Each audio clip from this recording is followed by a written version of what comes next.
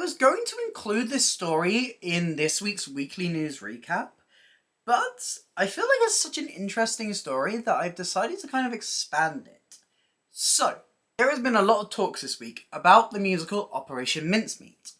This musical was an absolute smash hit. We all love it. We all love Operation Mincemeat. A musical that started out in the Fringe and is now playing in a West End house to sold out performances every night. It is that little show that could. And now it's that little show that could not advertise on TFL. This week it has been announced that Operation Mincemeat posters have been banned on London's TFL network. But what does this mean? Let's find out. But if you haven't seen my face before, I'm Ellie. I talk about theatre. I do reviews, I do discussions, I do video essays, and if any of that sounds interesting to you, please subscribe. It really helps me, it helps out the channel. But let's talk about Mincemeat. So, the TFL is the Transport for London. This is the network of trains, often known as the Tube, or the London Underground and Overground, that connects London and a couple of places slightly outside of London. Often when you're going down the escalators on a TFL train stop, you will see posters for various West End shows, various marketing things.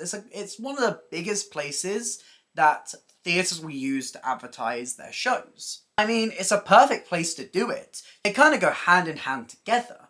But there are a lot of rules that you have to abide by to be able to advertise on the London Underground. We've seen a couple of other shows be banned recently because of these very strict rules that the London Underground has. We saw a couple of weeks ago that there was a play called Tony and Tina's Wedding, which was a dinner comedy that was playing at the Wonderville Theatre, had their posters removed because of its depiction of a giant cake, which went against the rules for advertising on the Underground, which is meant to tackle obesity. You're not allowed to advertise foods that are high in fat, sugar and salt, according to TFL's policies. Even though they're not advertising food, they're advertising a musical. But, These rules are very strict, as you can tell. But this is not the reason that Operation Mincemeat's posters were being tackled. Operation Mincemeat's posters have been taken down because of how they've been handling their influx of 5-star reviews. If you look at the various posters that Mincemeat has been putting out, and maybe if I'm good at editing, I will put them here, you will see that Operation Mincemeat started its West End run with 22 5-star reviews. Then, obviously, they opened. And with more and more people seeing how fantastic this musical is, they have had this influx of 5-star reviews. One of those being from me. I'm part of the count. You're welcome. It started by going up to 39, and to represent this on the posters, they printed it so it was scribbled out and they wrote next to it 39. Then that count went up to 58. Now it is somewhere up to like 64. However, this is the reason that these posters are being taken down. Because of the TFL's rules on posters that look like graffiti. These posters have been banned on London's transport networks due to concerns that the design looked like graffiti, and that would encourage acts of vandalism on the TFL network.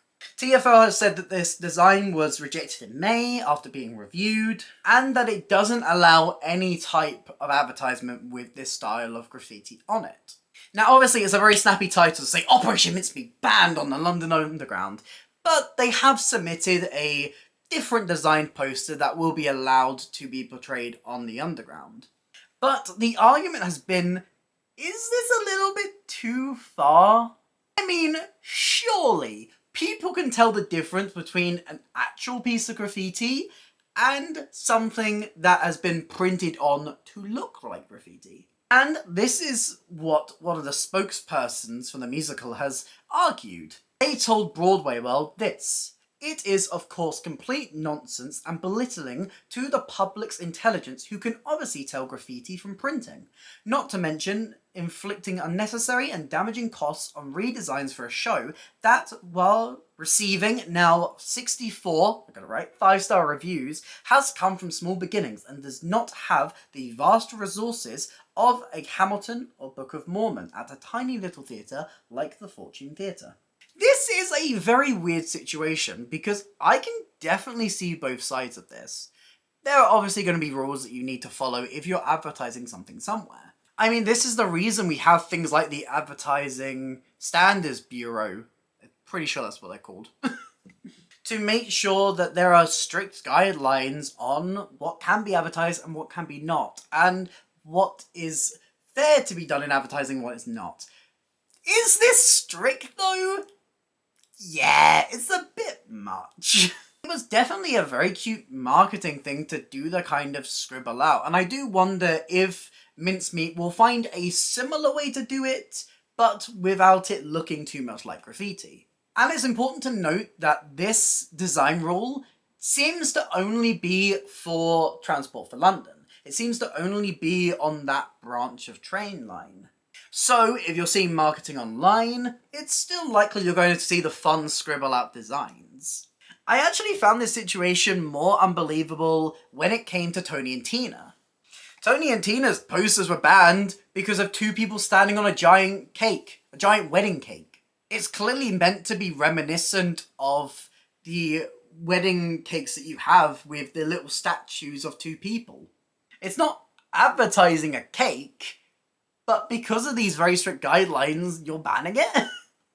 Obviously, it's not doom and gloom for these. There is obviously a little bit of sunken cost because unfortunately these companies will have to reprint these. The producers will have to spend more money to redesign a poster and to get those posters approved and to then get them back onto the London Underground.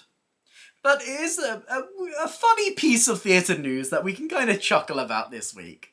So, what do you think? Do you think that these poster designs should have stayed on the London Underground? Do you think that this is a big overreaction? Or do you think that this is fair? Let me know all your thoughts on this situation in the comments down below. If you did enjoy this video, please consider hitting like and subscribe. It really helps me, it helps out the channel. Here's some links to some other videos on the screen right now, and a link to my Instagram if you want to drop me a follow over there. But that's it for me today, and I hope to see you next time. Bye!